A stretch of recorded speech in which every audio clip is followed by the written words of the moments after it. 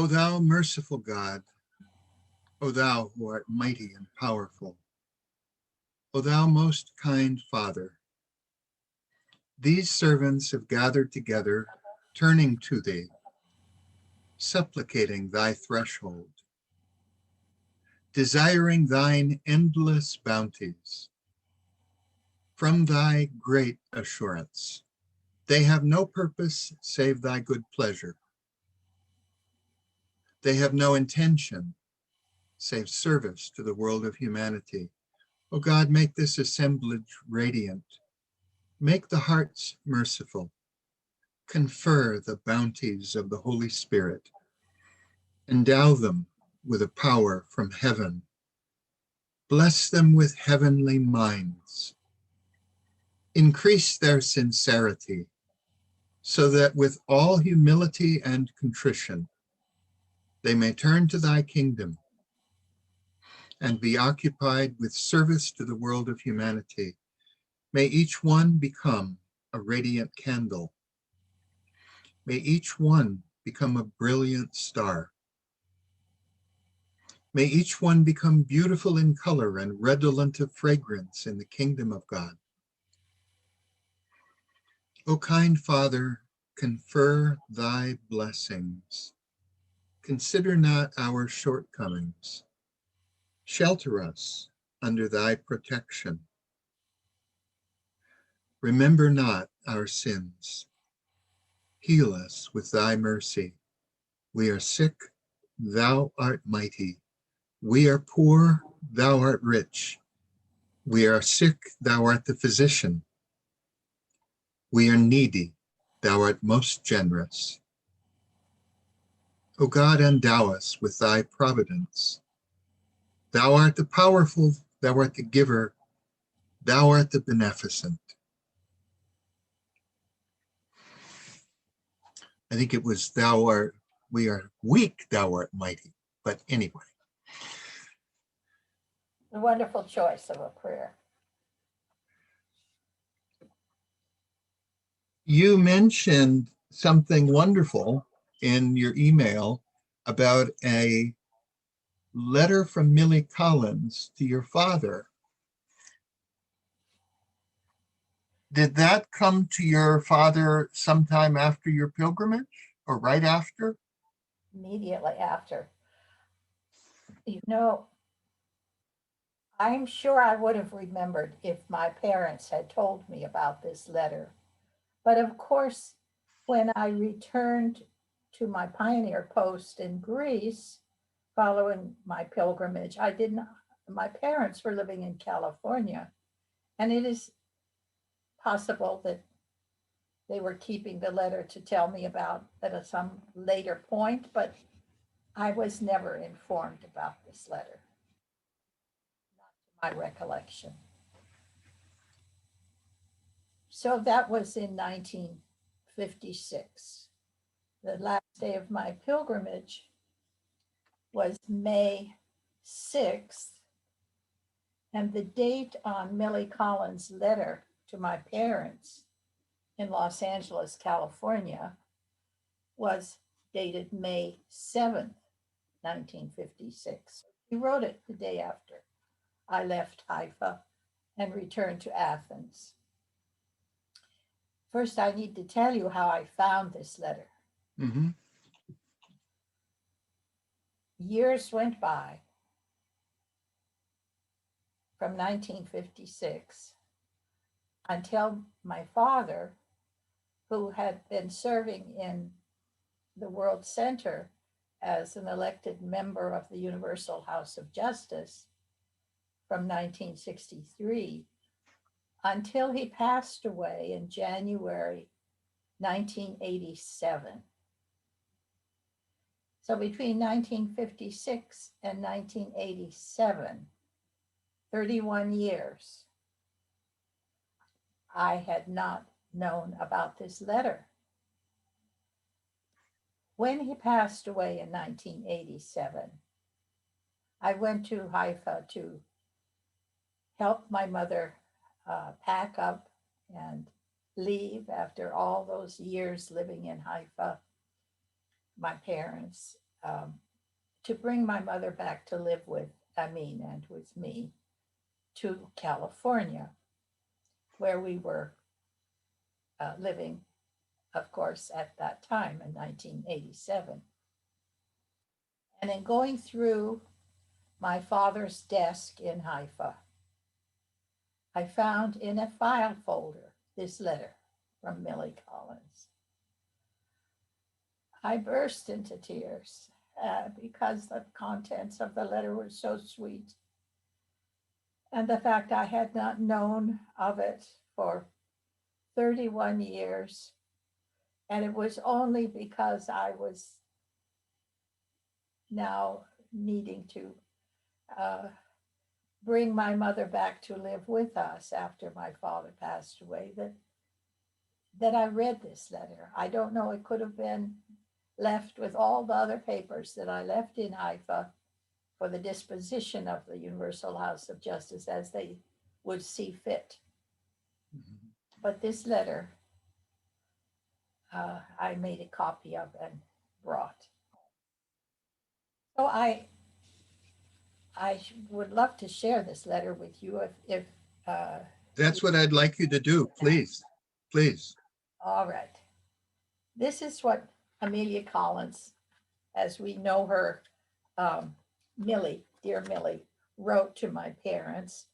And what I have done is to make a typed copy of it, which makes it easier for me to read. But I'm going to show you on the screen, if I can, what her letter, handwritten, looked like. I increased it in size a little bit, I think. So let me just show this briefly. You can see the letter addressed to Mr. and Mrs. Charles Walcott. And showing up on the screen. Yes, it is. And although I know you can't read her handwriting, I'm just going to show it to you so that you understand that it was very good handwritten in the days when many people did not type their letters. Thank you. Now, my typed version reads as follows. The letter dated May 7th, 1956, from Hand of the Cause Amelia E. Collins, Haifa, to Mr. and Mrs. Charles Wolcott, Los Angeles, California. She addresses it because she knew my parents. She had lived in California. Beloved friends, I cannot resist telling you how much we enjoyed Sheila. I know she made our beloved guardian happy. This is when I burst out crying when I read that. She was so radiant, so natural, and asked constructive questions. I bless her doubly because I know she drank in everything he said to her. And she will tell you how adorably he reiterated, patience, you must have patience. This was in regard to teaching the faith in Greece, our pioneer post. Edna Johnson preceded her, and I was sent to Baha'i with her. First time I was allowed to go over to spend the night, as it has been cold. And when I found I was to stay 2 nights with Sheila in Baha'i, if I felt all right, I was thrilled. And really, it did me good to see a young Baha'i. I was 23. So alive, was stimulating, to say the least. Well, I'm sure she will write you fully. This is just my line to tell you what a fine, lovely daughter you have, or really to add my sentiments to yours. All my love, and thanks for giving the cause such a beautiful Baha'i. Affectionately, Millie. How precious. Yes. Yes. You know, the idea of having made the guardian happy to hear Millie Collins, who lived with Ruhi Khanum and Shoghi Effendi when she arrived in Haifa, Millie, uh, many years before, her evaluation of my pilgrimage and visit and being with me in Bachi as she was for 2 nights meant so much to me. She she was first uh, known to me really because she was much older than I imagine she was at that time that I saw her when I was on pilgrimage in 1956. I don't remember now her birth date, but that could easily be found. But I would guess perhaps she was 80 years old. Anyway, she was much older than I at the time. And so uh, having her accompany me at the request of the guardian who had first asked Mason Remy to accompany me to Bachi.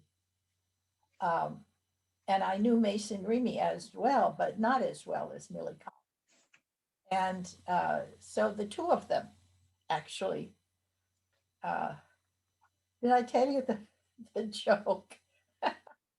I think it was Ethel Ravel who said this joke when I was in Haifa. She said, "There goes Sheila like a sandwich between two hands. Uh, Hand of the cause, Mason Remy, hand of the cause, Millie Collins, and I in the middle, sitting in the back seat of the guardian's car, being driven to Bachi." I've never forgotten that. well, what a great day. Yes. Well, I love the joke too. Anyway, Millie was the point I wanted to begin with the story was that Millie Collins was so pleased when Amin and I got married because she, we were married in 1951 in Los Angeles, California. And at that time, there were not very many American Baha'is and Persian Baha'is getting married. And really, Millie Collins' uh, approval of this marriage was very sweet. You know, she took it as a rarity. Now we know it is not so rare, but this is many years later now. Sheila, Millie saying that you made the guardian happy, do you know that that was of particular significance to Millie? I think it definitely was, not only to Millie, but, and this is something that when I knew that we would be having this conversation, I refreshed my uh, memory of the Will and Testament of Abdul Baha and realized really again with greater clarity, I realized that when Abdul Baha was writing his Will and Testament in those three parts, he was, especially in the earlier parts, really so sad by the way he was treated. It wasn't a personal sadness as much as it was a sadness that family had, his family Yeah. not recognized the the faith in the covenant that Baha'u'llah had established with Abdul Baha. Mm-hmm. Here, Abdul Baha was reaching the end of his life and composing his will and testament, and his as I understood, he stressed the despondency that he Mm-hmm. felt from not having the support that would have been so helpful to him. And in that process of bewailing, that's too strong a word, lamenting perhaps, Mm-hmm. the way that he, Abdul Baha, was treated, Mm-hmm. that do not break the spirit of Shoghi Effendi. Again, I'm using my own quick words here. Mm-hmm. Didn't say it exactly like that, but the way I read Abdul Baha's Will and Testament was that he was giving us this gift of Shoghi Effendi's guardianship, and that we must treasure it, appreciate it, and not make Shoghi Effendi unhappy the way Abdul Baha himself had been treated. And this is May, I took away from this reconsideration. I think periodically reading the Will and Testament of Abdul Baha Mhm. is a good uh, way for we believers in the covenant to Mhm. uh, orient ourselves to the thinking of Abdul Baha. Mhm. And so I, again, that is why I treasure this letter from Millie Collins saying that I had made, in her view, you see, I don't know what she and Ruhi Khanum had talked over ahead of that letter that she wrote. I was just expressing her own views, Millie was. Um, but I know Ruhi Khanum herself put her arm around me and she said, I'll miss you, Sheila, when you go. Mm. And she herself, Ruhi Khanum, was a very sweet and loving uh, person to be with when I was on pilgrimage. And she was 20 years older than I. I would like to read something that Millie said. Before that, I'd like to read the passage from the will that I think you're referring to. And it's interesting, it's at the very end of the will. It's the next to last thing the master says. The last thing he says is to turn to the guardian and to the house of justice. But before that, O ye the faithful loved ones of Abdul Baha, it is incumbent upon you to take the greatest care of Shoghi Effendi, the twig that hath branched, and the fruit given forth by the two hallowed and divine lote trees, that no dust of despondency and sorrow may stain his radiant nature, that day by day he may wax greater in happiness, in joy and spirituality, and may grow to become even as a fruitful tree. Mr. Fazey writes in his lovely pamphlet, Millie, he writes, Millie often said that she knew very little about the writings, but loved to listen to the tablets and prayers and to hear the stories of the early days of the cause. Out of the immense treasury of all the writings, she said, I memorized one sentence and did my utmost to follow that one injunction. It served as a lamp of guidance, shedding light on the dark and obscure paths of my life. That phrase is from the Will and Testament of the Master, where he says that the friends should make Shoghi Effendi happy. Whatever step I took in my life, any vote cast in the assemblies, any trip taken, even any thought, I would first ask myself whether my vote, words, trip, or thought would make him happy. When I was sure, then I would take action without fear. Oh, Brent, how perfect. Thank you so much for sharing that. Dear Mr. Fazey, So what a infinitely precious gift Millie conveyed of the guardian's satisfaction with you. Now you might ask, how did I make him happy? Was I aware that he was happy?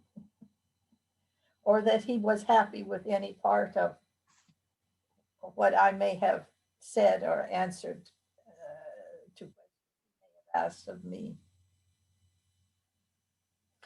Because I was 23 years old and he was at that time 59 years old, there was this gap in our ages, and I naturally, not only because of his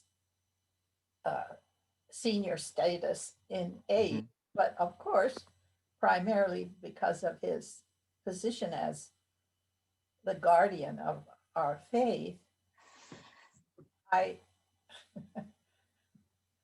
I looked at him with, one can imagine, I think, with the respect that I hope he always saw from me. But I do remember that there were times when he laughed with delight at something that I would say. And so I knew that he, and one particular thing, which I think I have told you in past Zoom calls, but I'm just going to allude to it now so that in case someone is hearing this for the first time, they will have it a little context. This is the time that he laughed the most heartily, and I could tell it was with delight.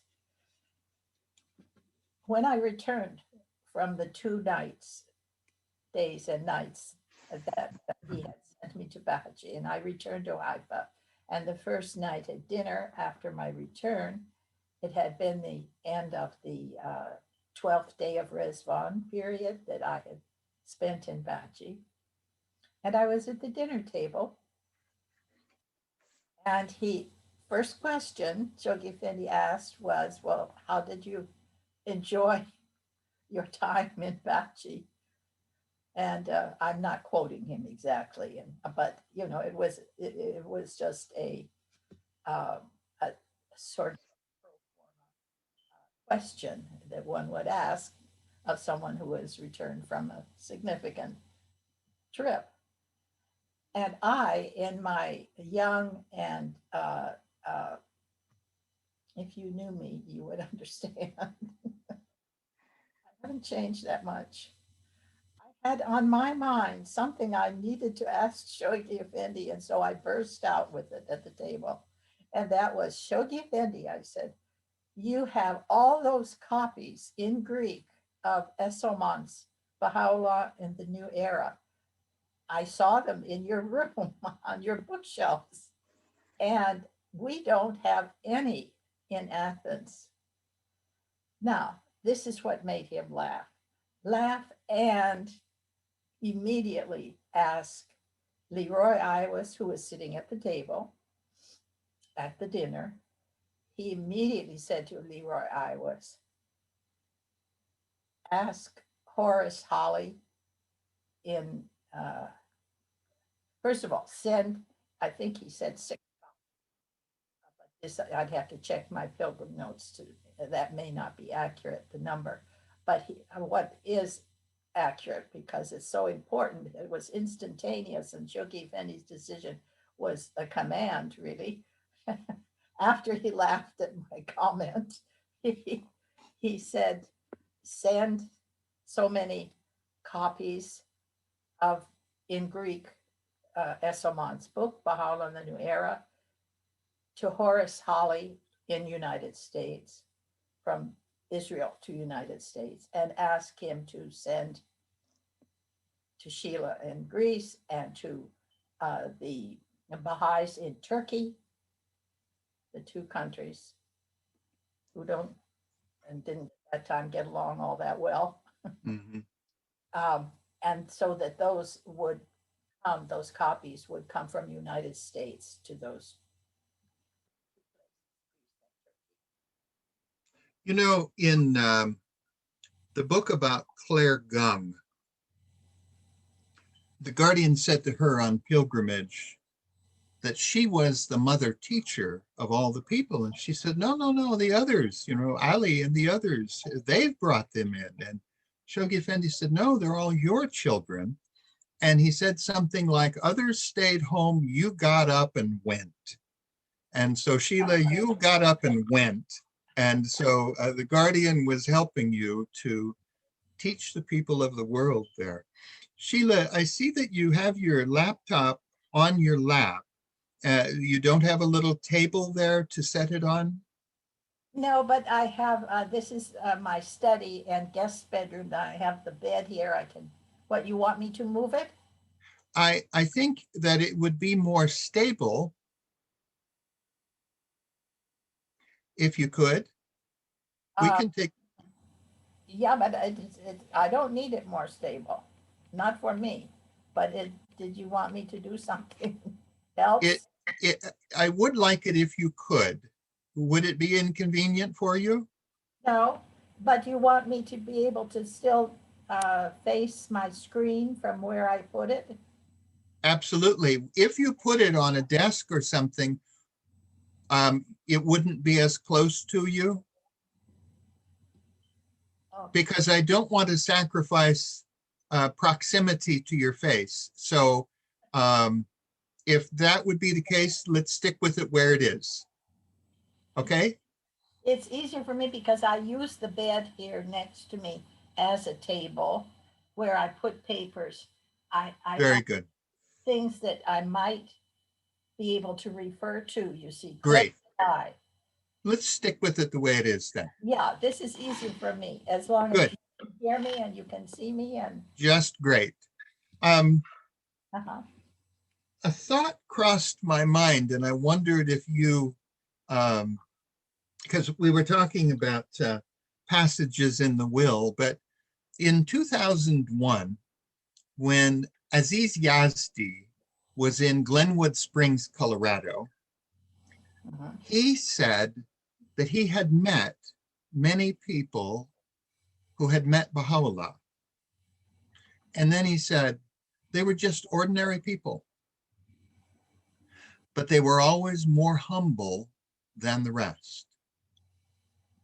Oh, And I thought, what a beautiful depiction of the impact of the Word of God and the spirit of the manifestation on the development of the human soul.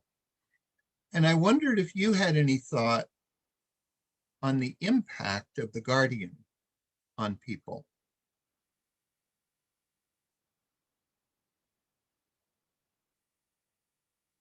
well, I've heard, as have other Baha'is, um, stories from individuals who had been on pilgrimage. Um, and then I have actually, I was looking through my files yesterday and came across a letter that I had saved that Amin had written to me from when he went on his pilgrimage in December 1955 from Athens to Haifa. And this letter, 2 or 3 page letter, I had not read it for I don't know how many years. In fact, I have a special folder of letters from Shoghi Effendi and or having to do with the pilgrimages. And I mean, as you know, I've told you in the past, he was on his pilgrimage in, about 4 months before I went on pilgrimage. So we did not leave the country of Greece empty. I remained with our child in Athens while he was on pilgrimage in December 1955. And then when I went in spring 1956, he stayed in Athens with our daughter. So we went on pilgrimage at these 2 different times.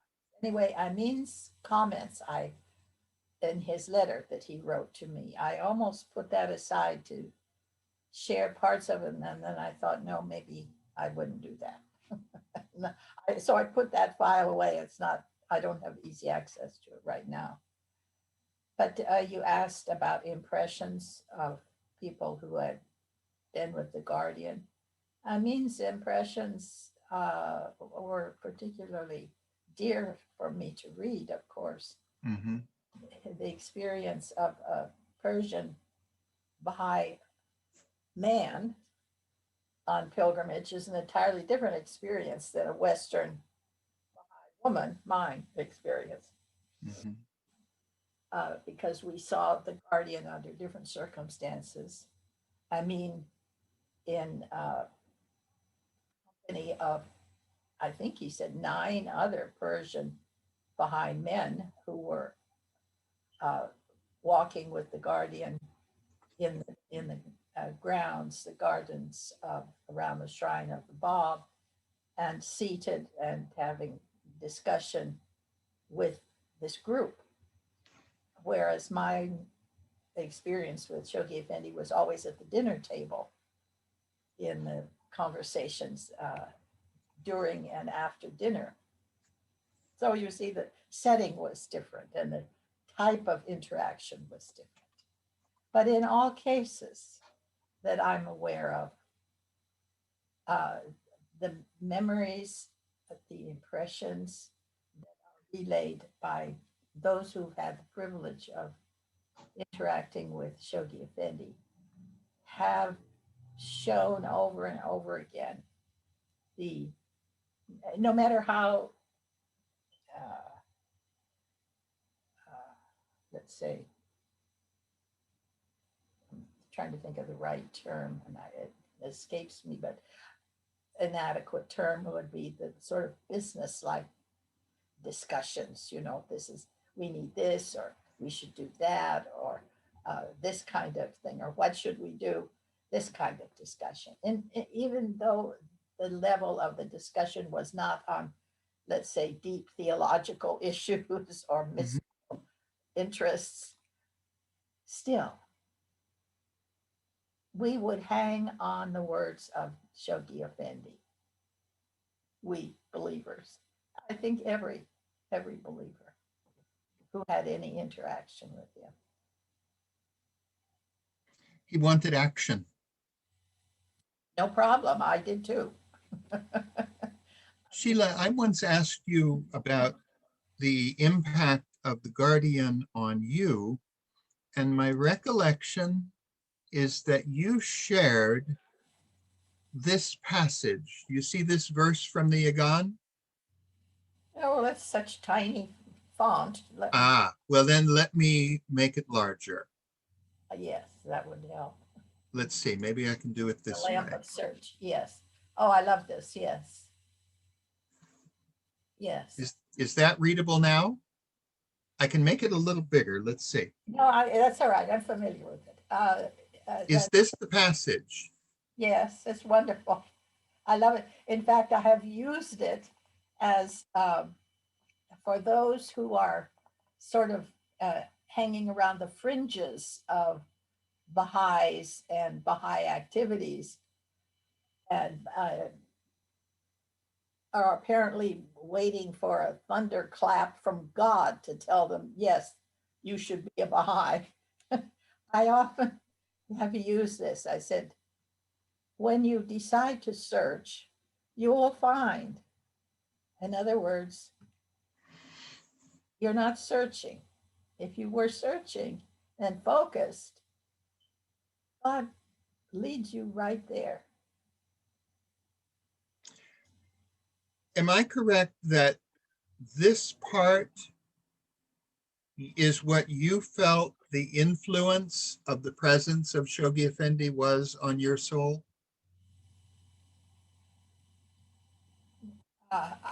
It would be um, glorious to say yes, but it would not be entirely truthful, because I think that I had gone through that stage and I was now at the stage of getting the commands from the commander. When I interacted with Shoghi Effendi, I was already a confirmed believer. And so my interactions with Shoghi Effendi were very much like, should we do this? Do you approve of this person? You know, I had gone with a letter from a young Greek gentleman who was expressing his interest in the faith. Mhm. I knew that he was close to making a decision whether he wanted to be considered a Baha'i. And I wanted to know from Shoghi Effendi, do you think he is qualified to be the first Greek Baha'i? In other words, Mm. in my mind, this was an important, although, you know, every individual Baha'i is not judged by us, but by God in terms of their uh, adequacy. And Mhm. yet I felt that if Shoghi Effendi approved, then that would be an endorsement uh, for, you know, welcoming this young man into the faith.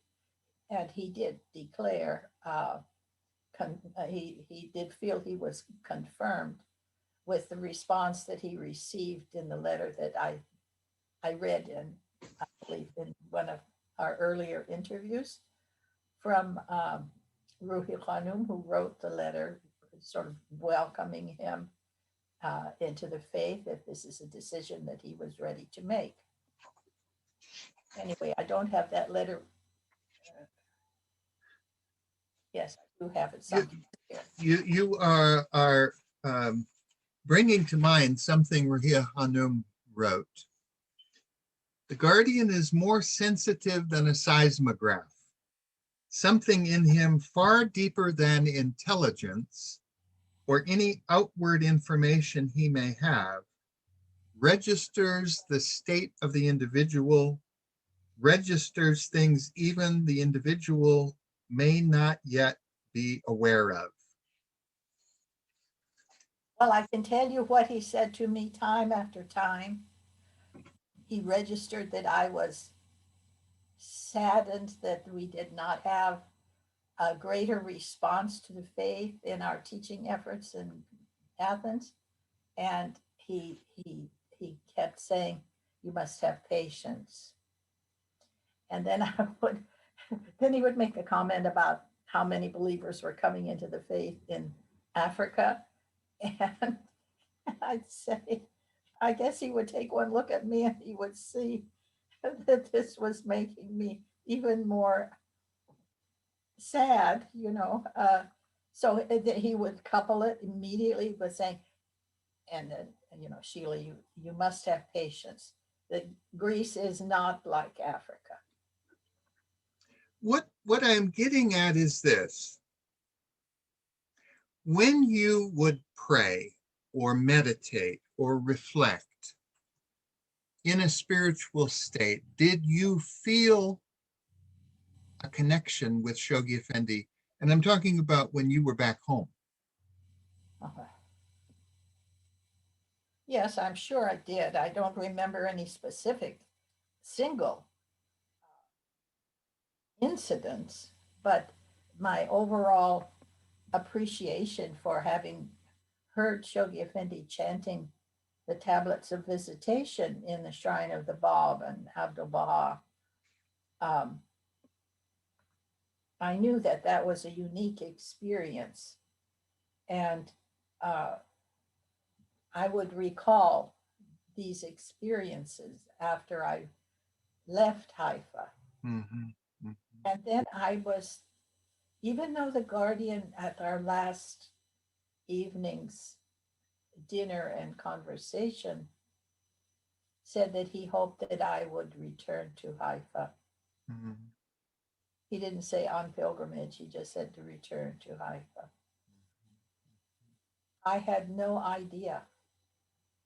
The last thing in the world I would ever have imagined was that the next year he would pass away, and that within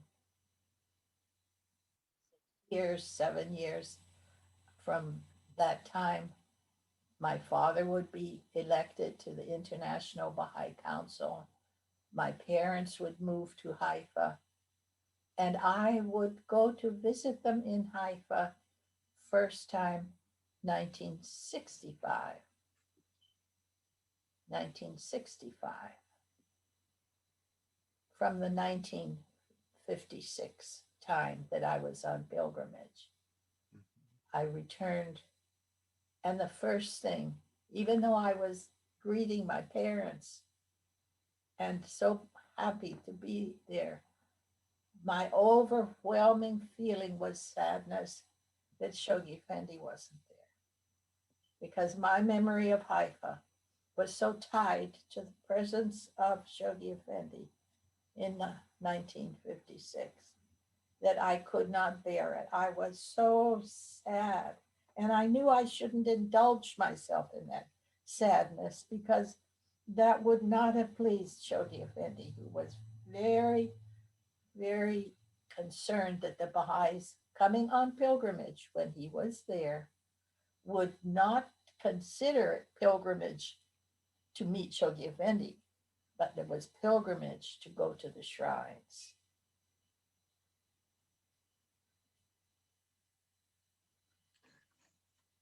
You know, I wanted to ask you, do you need a break or can I carry on and ask you something? I'm fine.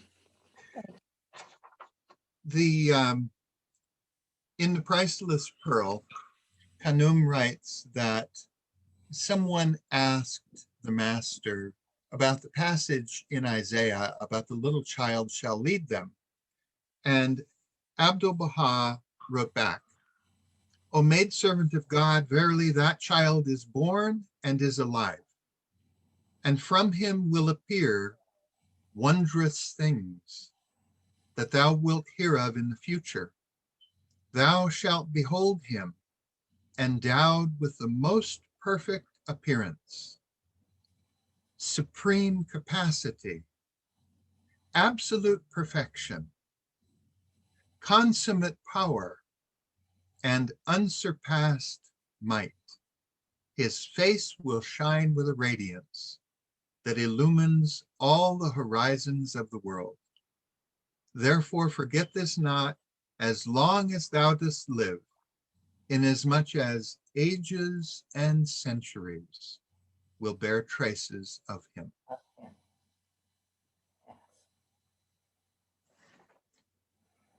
Those words of the master, do they bring to mind anything you personally observed when you were in Shoghi Effendi's presence?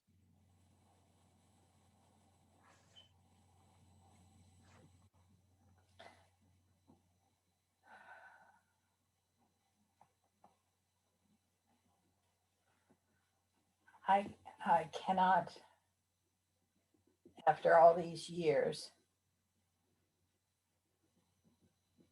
think of Shoghi Effendi in any other way, except as if I were able to, just as a human being, a Baha'i, be in the presence of the center of our faith.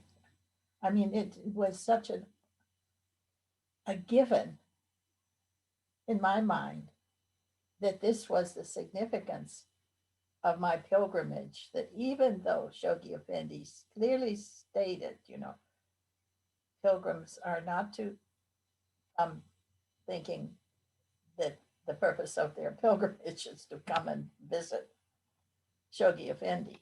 He didn't use those exact terms, but clearly wanted to separate pilgrims out from any anticipation they had that this was going to be a special thing because he, Shoghi Effendi, was there. But it nevertheless was for a pilgrim. And I can only say it for myself because I can't, I can't attribute to other people what I myself felt. They may or may not have felt. Everybody has their own spiritual journey in relation to their pilgrimage. But for sure, for me, it was going to meet the center of the covenant. But it was with the purpose of not some glorification, but for getting the straight dope.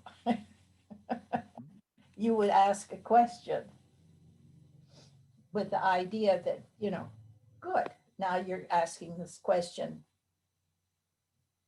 to someone who can give the best answer. So I don't know what kind of an experience you could title that. It reminds me, when I think of Shoghi Effendi, I think of his candor. Yes. Yes, he was very open in expressing his personal views. He didn't skirt around and say, well, others may feel differently, or this is just what I'm thinking, or, the kinds of things that maybe we ordinary Baha'is would say in order to, offer our views as not being necessarily the right views or true for anybody else. And I think that that's the right way to speak for us.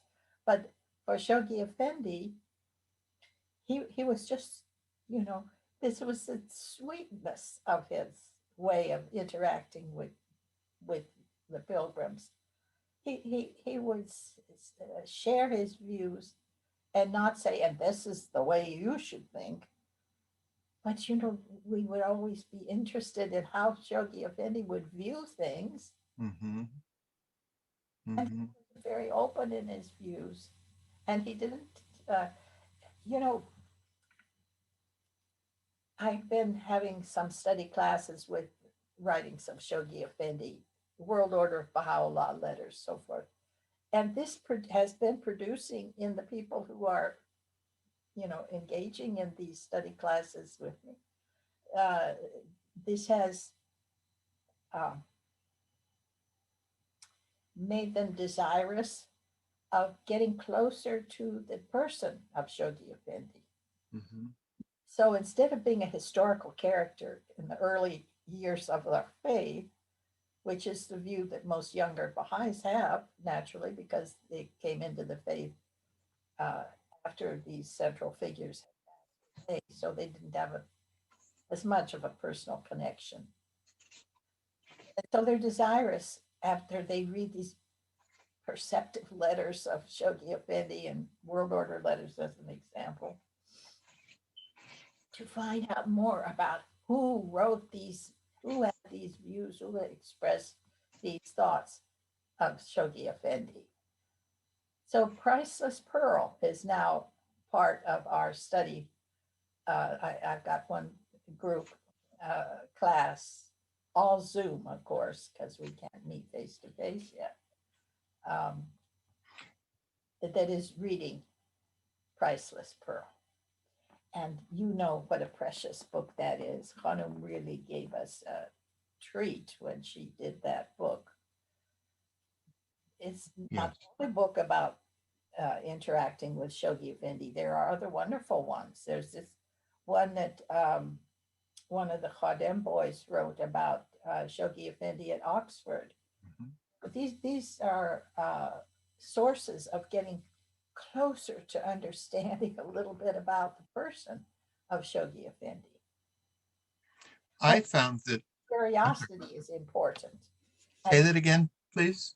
To have that curiosity is important, so that we don't lose.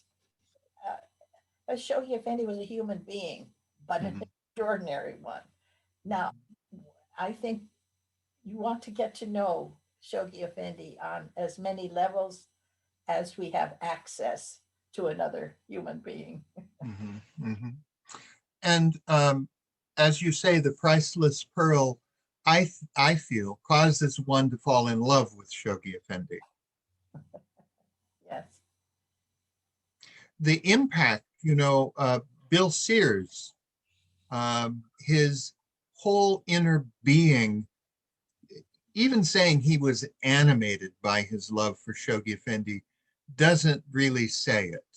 His being was love for Shoghi Effendi, and he wasn't alone in that. He came to life when he spoke of Shoghi Effendi.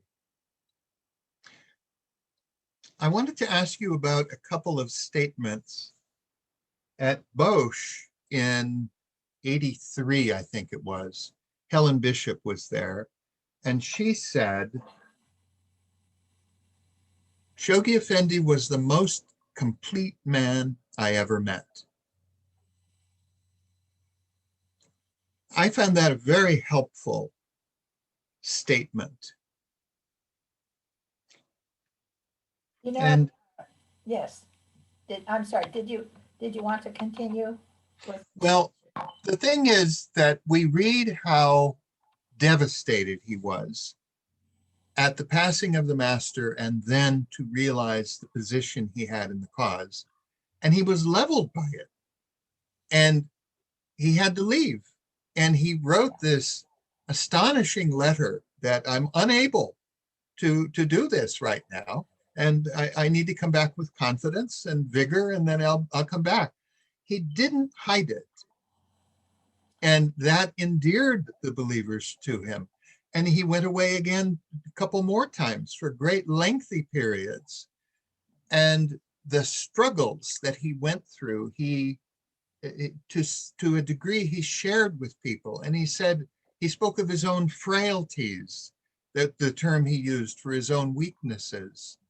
And my point is that you seeing him at the fullness of his maturity and Helen Bishop talking,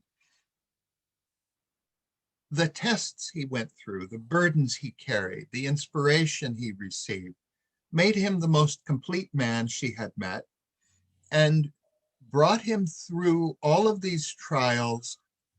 And to me, it shows that adhering to the teachings of the cause and successfully, victoriously passing the divine tests brings a person to completeness and fulfills the passage of Baha'u'llah about all the potentialities of man will be fulfilled in this age.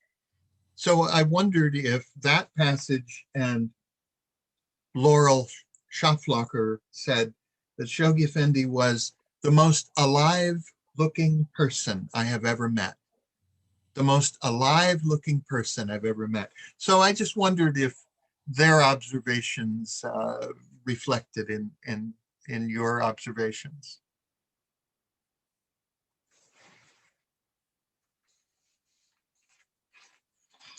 Again, I think that the perspective that I had was of a young person to, as you have said, Shoghi Effendi was in his prime years. I consider his prime years, never imagining that it was really his last year. So he had whatever, and I've read Price's Pearl several times, and as I mentioned, I'm enjoying reading it again with the group. He had passed through a lot of personal tests, had put his own requirements or whatever he thought he wanted to do in his life to lead a life not in a goldfish bowl or with such heavy responsibilities as now he suddenly realized had fallen on his shoulders. He wanted just to live a life of, as young people do, think about their future. And now he had an assignment from his most loved figure, his grandfather Abdul Baha, that he could not reject. He could not, he knew that, but to put himself in the right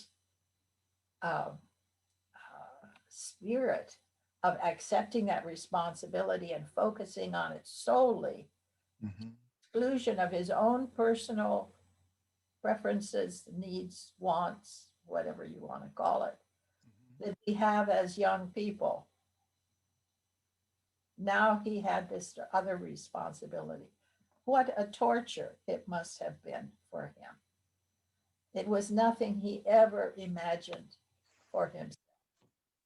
Now he had to not only accept it, he had to triumph in that role, which he had no model for other than, of course, his grandfather, which is a very significant model, but nevertheless, his duties were quite different. Shoghi Effendi's role in developing the administrative order based on the foundation principles of Baha'u'llah, that was not had not been tried by any Baha'i. I don't know any Baha'i that even imagined himself in the position of that kind of responsibility. So Shoghi Effendi, when I met him, he had triumphed by that. That he, not that he acted like that, but he had. And I, as a pilgrim, saw his achievements present and in operation in the Baha'i World Center and under construction with the archives building and the completion of the Shrine of the Bab. So the relationship and admiration that I felt Shoghi Effendi certainly deserved. It was not a guessing game as to how is this going to turn out. Whereas in the earlier days, it's possible that those viewing Shoghi Effendi in his youth receiving this assignment from God to be guardian may have seen Shoghi Effendi at his most vulnerable stage, his early stage. I did not see him at that stage. Right. Read about it.